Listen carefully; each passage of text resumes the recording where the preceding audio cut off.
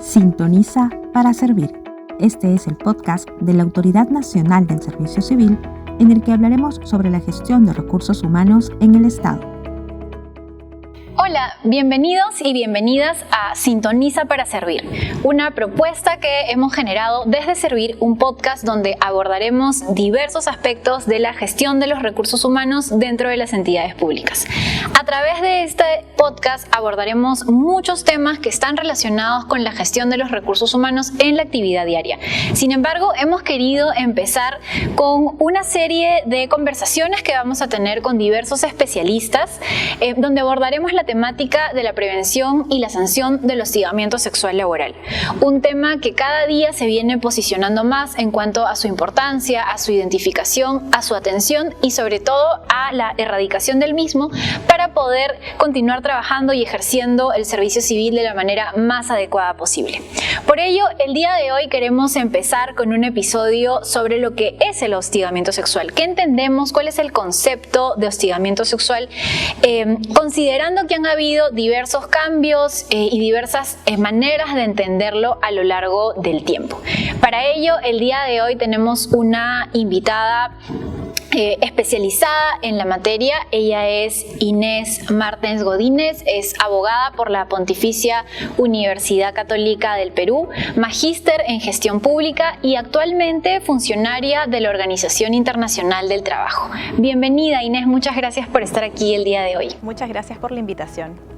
Muchas gracias. Queríamos primero que nada preguntarte o aproximarnos a cómo entendemos el hostigamiento sexual, ¿no? Siempre cuando abordamos este tema con las entidades públicas decimos, todas las personas tenemos un concepto de hostigamiento sexual, ¿no? Si yo te pregunto a ti un ejemplo o le pregunto a alguien por la calle, me va a decir alguno y normalmente siempre sale tocamientos indebidos como ejemplo. Pero el hostigamiento sexual, ¿es solo eso o cómo lo definimos? Creo que de pronto la definición es un poco más amplia de ello. ¿Qué nos podrías decir? Bueno, sí. En realidad hay una serie de conductas que configuran hostigamiento sexual, pero ¿cuáles son los elementos del hostigamiento sexual laboral? En este caso, son conductas o acciones de connotación sexual o sexista que no son deseadas por la persona a la que va dirigida. Y además esto puede causar un ambiente humillante, hostil en el trabajo y perjudicar tu situación laboral, pero también formativa o educativa. Esos son los elementos básicos del hostigamiento sexual laboral. Genial. Y algo que siempre resaltamos es un poco entender estos elementos de manera diferenciada, ¿no? Es decir, por un lado la conducta sexual o sexista y por otro lado el consentimiento, ¿no? Es decir, este segundo elemento que también nos es importante desmenuzar un poco. Cuando hablamos de conducta sexual creo que está un poco más claro, más identificado. Te comentaba que la mayoría de personas, en mi experiencia cuando capacitamos y preguntamos por un ejemplo, tocamientos indebidos como conducta sexual está muy claramente identificada como en general todas las conductas donde hay un acercamiento o una intencionalidad sexual con la otra persona que es no deseada. Pero, ¿qué entendemos o cómo deberíamos abordar o aproximarnos al tema del sexismo? ¿Cómo lo entendemos? Sí, mira, hay dos cuestiones. Uno, ciertamente, cuando hablamos de connotación sexual, se relaciona con los tocamientos indebidos. Uno le sale inmediatamente eso, pero es mucho más, ¿no? Podrían ser un tipo de mirada, esto que se le dice miradas lascivas, podrían ser comentarios sobre tu cuerpo, podrían ser chistes, ¿no? Respecto a tu orientación sexual, todo eso está dentro de una conducta sexual. ¿Y qué es lo sexista?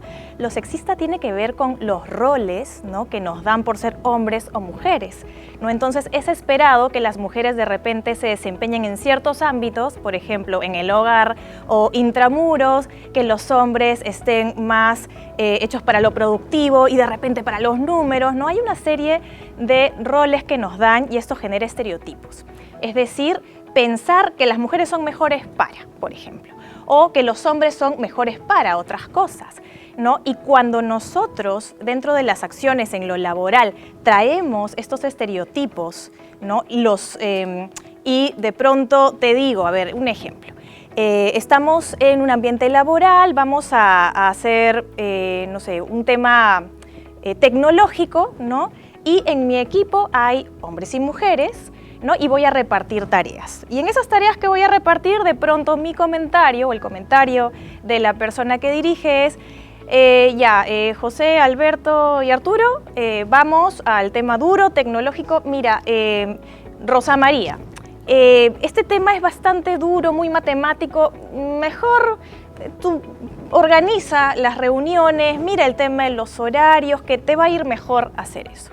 Eso es un tema sexista, porque está trayendo ciertos estereotipos y está poniendo en un nivel mayor a ciertas personas en lo laboral que a otras sobre la base de estos estereotipos que no tienen ninguna base, únicamente estos roles de género que son creados socialmente, ¿no? Y esto también te puede traer humillación, hostilidad, puede ponerte en una situación de desventaja en lo laboral. Por supuesto, de repente trabajar en este proyecto iba a hacer posible que tú ascendieras, tal vez, pero si no te dan la oportunidad, esto te está perjudicando hasta tu carrera laboral, ¿no? Entonces, eso es, por ejemplo, un tema sexista, no sexual, como pueden ver, pero sí sexista. Claro, y bueno, y por ejemplo, las manifestaciones sexuales y sexistas no necesariamente son similares, ¿no? En la manifestación sexual normalmente hay una persona que tiene algún tipo de atracción, claramente donde realiza, bueno, atracción puede sentir cualquiera, pero donde realiza acciones no consentidas, ¿no? Que traspasan, digamos, mi integridad, mi dignidad, mi salud también. Y por medio de las cuales manifiesto esta situación. En el caso del sexismo lo vemos más que nada por el tema de los estereotipos, ¿no? Y en ambos casos finalmente creo que lo que sí podríamos encontrar como consecuencia común es este truncar el desarrollo profesional, alterar, ya sea porque no puedo realizar determinadas acciones por el trato diferenciado, como también porque no puedo realizarlas o no puedo realizar mi trabajo correctamente por la situación que estoy viviendo, ¿no? Como, bueno, ahí sí pueden ir los tocamientos indebidos, las miradas, el chantaje sexual, etcétera, ¿no? Y por ejemplo, en ese entendido creo que también es importante considerar el tema del consentimiento, ¿no? Que es digamos este segundo elemento que es fundamental cuando hablamos, y muchas veces nos preguntan a veces que entonces todo es hostigamiento sexual, ya no puedo hacer nada, ya no me puedo relacionar, y creo que no necesariamente significa que no te puedes relacionar, porque digamos relaciones interpersonales pueden haber en los ambientes laborales, dependiendo de la política particular que pueda tener una entidad o una institución, pero digamos, relaciones o vínculos pueden existir. El tema está cuando no es consentido, ¿no? Y de ahí, qué importante es entenderlo, cómo nos aproximamos al consentimiento o qué elementos tenemos que tener en cuenta, ya sea tanto para la prevención como para la atención cuando hablamos del consentimiento. Sí. Es verdad que esto tiene dos elementos fundamentales, como bien decías. Uno es la propia acción y otro es el tema del deseo o no deseo de recibir esa acción. Y ahí viene el consentimiento. El consentimiento tiene que ver con tu autonomía física, con tu autonomía de decisión. Es un tema central en la dignidad de las personas, en la libertad de hacer o de no hacer, ¿no? Y en este caso también con tu cuerpo, ¿no? Eso es un tema básico que no solo impacta en el tema hostigamiento, sino que es la base para un montón de derechos, ¿no? Este consentimiento no es cualquier consentimiento, tiene que ser libre, ¿no? No tienes que estar coaccionado, porque a veces pueden decir, pero dijo sí o no dijo no. ¿No? Eso no es un consentimiento. Es un consentimiento además de libre, tiene que ser informado, es decir, yo tengo que saber ciertas condiciones. Si nos ponemos en el caso de algún tipo de relación sexual, por ejemplo, hay un tema de si uso protección o no, hay un consentimiento informado. Y yo tengo que saber las condiciones en las que estoy consintiendo, ¿no? Si no, es inválido. Es reversible también, es decir, yo en cualquier momento puedo decir yo consentí hasta aquí, pero esto ya no lo consiento. O consentí hace una semana, sí, pero hoy ya no. ¿No? Entonces el consentimiento no es una sola vez, un acto de una sola vez y luego, bueno, este consentimiento permanece y yo tengo carta libre, ¿no? Para no solo invitarla a salir, sino aproximarme a darle un beso o qué sé yo. También es concreto, ¿no? Cada acción tiene que ser consentida, ¿no? Las acciones, si estás en una relación o formaste algún tipo de vínculo que está yendo de repente de lo amical o un poco más allá, todos los consentimientos son concretos y en cada momento. Eso también es importante. Y en algunos casos dicen que tiene que ser entusiasta. ¿Eso qué quiere decir?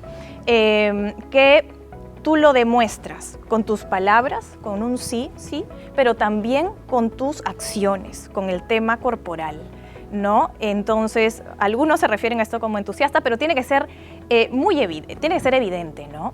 Entonces, el consentimiento no se puede dar en una situación donde uno no está totalmente consciente. Es imposible, eso no es así, ¿no? Y hay que tomar mucho esto en cuenta. Entonces, uno tiene que estar muy atento del consentimiento de la otra persona y no la otra persona asustada porque no se está dando cuenta que no estoy consintiendo, ¿no? Entonces, es básico y fundamental el consentimiento en este tema. Claro, y esto me parece también está muy relacionado, o nuestra comprensión del consentimiento creo está muy relacionada con los cambios normativos que han habido, ¿no? Antes, cuando hablamos de consentimiento puede parecer un tema un poco evidente, ¿no? O sea, yo me daré cuenta muy claramente cuando alguien está o no consintiendo.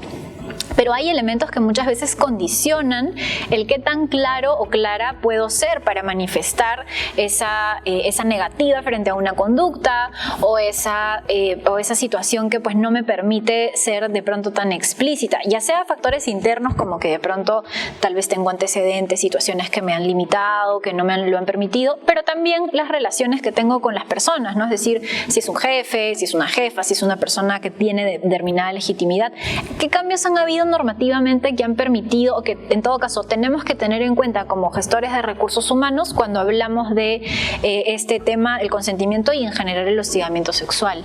Lo primero que tenemos que tomar en cuenta es que el ámbito laboral es un ambiente donde hay relaciones de poder y jerárquicas y es un lugar donde uno va porque con eso se sustenta y sustenta su vida, ¿no?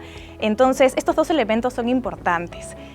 Primero, cuando hay relaciones de poder, es complejo enfrentarte a ese poder si es que fuera alguien que tiene más poder que tú el que está manifestando estas acciones. Eso es algo que hay que tomar muy en cuenta. ¿Qué cambios normativos ha habido?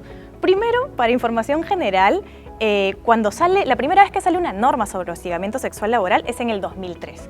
Antes de eso, cómo se trataban los temas, en realidad era un tema invisible. Se empieza a visibilizar mínimamente en el 2003 cuando sale la primera norma, pero aquí lo que se señalaba era que sí o sí quien te hostigaba tenía que ser un superior jerárquico, ¿no? Estas relaciones de poder tenían que verse claramente manifestadas en el hostigamiento. Esto da un salto posteriormente, pero el salto más grande es en el 2018, ¿no? Donde ya hay varios cambios. Uno, que ya desde una norma previa no era necesario que haya una jerarquía, ¿no? Podían ser pares o hasta subordinados, que puede pasar, por supuesto. Y los dos temas importantes también que vienen con este cambio es uno, que no se requiere que sea reiterado, ¿no? Hasta el 2017, porque los cambios son a partir del 2018, se pedía la reiterancia, es decir, lo hizo una vez, bueno, hay que disculparlo, vamos a esperar que lo haga de nuevo para señalar que lo ha hecho. No, ahora el tema de la reiterancia no es un tema que sea exigido. Y también había una exigencia de un no explícito, de este rechazo explícito. Hay que entender que en una situación de jerarquía y de poder, qué difícil es decir no explícitamente a quien podría tener este poder de mañana yo no esté en ese trabajo o me haga la vida tan compleja que yo misma decida renunciar, ¿no? Entonces, estos dos elementos son bien importantes. Uno, que no se exige reiterancia, y dos, que no tiene que haber un no o un rechazo explícito. Claro, porque bueno, como bien mencionas, hay una dificultad para las personas por esto que mencionabas que me parecía fundamental, ya sea el poder que tiene esta persona de pronto renovarme el contrato o no abrirme un procedimiento disciplinario, pero también estas otras acciones que de pronto puede realizar, que normalmente las entendemos como las acciones hostiles, como consecuencia del rechazo de la conducta de hostigamiento sexual, ¿no? Que también es una manifestación de hostigamiento. Entonces, creo que es bien importante para los gestores, para las gestoras, el poder tener en cuenta todos estos elementos cuando hablamos de hostigamiento sexual, porque es un tema que poco a poco se ha ido, ha tenido un poquito más de importancia progresivamente, lo cual es fundamental. Desde Servir hemos también incorporado nuevas acciones. Tenemos un servicio concreto que se denomina Estado sin Acoso, que es por medio del cual brindamos asistencia técnica a entidades, brindamos también orientación a presuntas víctimas.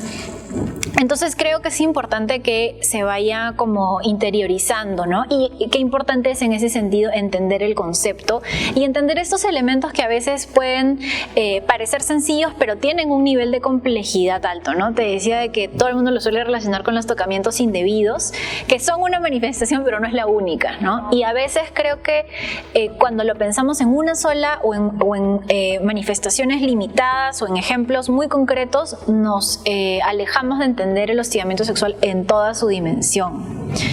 Y bueno, ya para culminar, quería pedirte de pronto algunas recomendaciones que podrías brindarles a las oficinas de recursos humanos, a los gestores, a las gestoras, en relación a la comprensión. ¿Qué acciones más pueden realizar para seguir interiorizando, para aproximarse a este tema?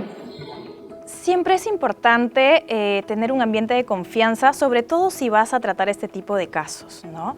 Porque la denuncia no es sencilla. Es un paso muy complicado para quien lo vaya a hacer, porque los ojos se van a posicionar en quien denuncia muchas veces y probablemente sea juzgado o juzgada, haya malas interpretaciones, cuestiones que uno debe evitar a toda costa, ¿no? Siempre tratemos de informarnos de qué va saliendo en la legislación, o por ahí también hay sentencias interesantes que se aplican en otros ámbitos, en el ámbito judicial, pero que son aplicables a este tema que es de violencia sexual, ¿no? Entonces también es importante ver cómo se analizan las pruebas, temas que seguro ya conversarán como el no revictimizar. Hay una serie de cosas de las que uno se tiene que ir enterando para justamente tratar este tema con la seriedad que supone y sin mellar la dignidad de quien ya está siendo desvalorada de repente o de la persona que está sufriendo estos hechos. Y eso va a hacer que tengamos un mejor ambiente de trabajo y que todas y todos produzcamos mucho mejor.